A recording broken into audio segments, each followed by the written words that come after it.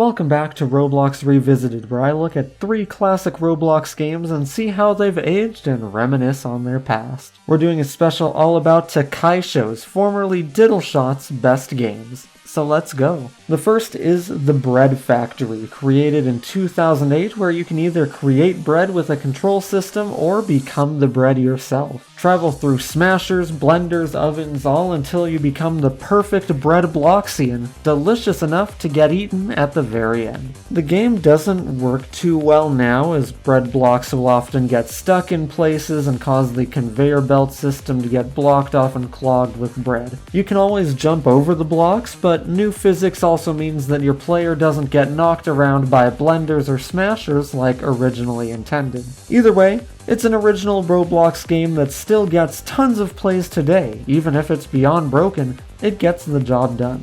The next is Pinewood Laundromat, originally called ROBLOX Laundromat, but renamed after Pinewood Builders, the developer group headed by Diddleshot. Created in 2009, Pinewood Laundromat was as simple as the last game was to figure out what's going on. It's a laundromat. You can wash and dry clothes, toss in cleaning supplies, or even people. Lock yourself or others in the washer or dryer and watch as they tumble around. It's always fun to fill a washer with as many items as you can fit, then throw yourself in and watch the chaos that ensues. It's crazy. With old physics, players could fly out of the machines or even be blasted into space, but of course, new physics engines makes this practically impossible, but you can still play the laundromat, and it works pretty well. And finally, my favorite of Diddleshot's games to play as a kid, Train Demolition, created in 2008. And it's just as self-explanatory as the other two. You have 2 trains which go down a track, so use your gear, turrets, or other explosives given to you in order to blow up the trains,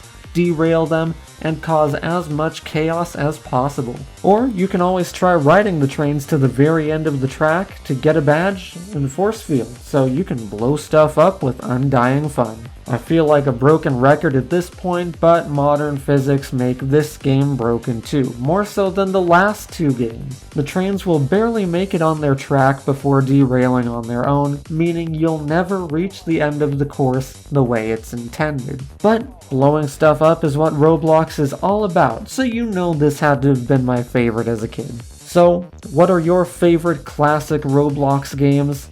Let me know down below, and thank you all for watching today's quick little video.